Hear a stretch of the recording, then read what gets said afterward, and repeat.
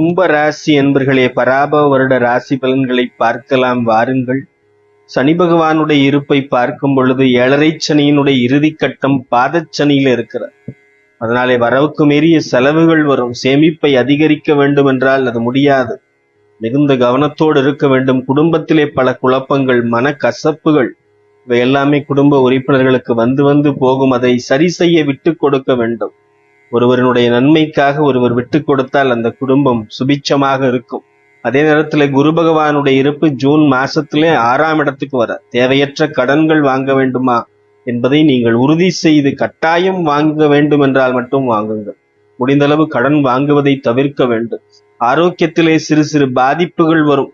அதனாலே மருத்துவ ஆலோசனைகள் தேவைப்படும். அவ்வப்போது மருத்துவரை சின்ன சின்ன விஷயங்களுக்கு கூட நாம் அலட்டி கொள்ளாமல் மருத்துவரை பார்க்க வேண்டும்.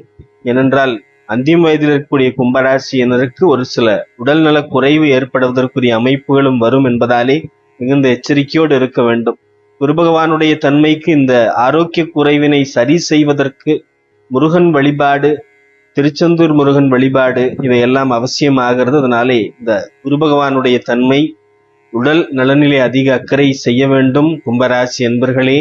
மற்றபடி சுபிட்சம், பொருளாதார மேன்மை, பணபலம் இவற்றுக்கெல்லாம் குரு பகவான் துணை இருப்பார்.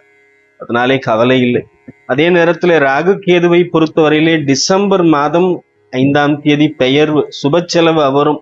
ஏனென்றால் 12ஆம் இடத்துல வர்றதுனாலே சுப செலவுகள். அதனாலே ரொம்ப ரொம்ப கவனமாக நம்முடைய அமைப்பிலே குடும்ப உறுப்பினர்களுக்கு சுப காரியங்கள் எல்லாம் செய்து வைத்திடலாம்.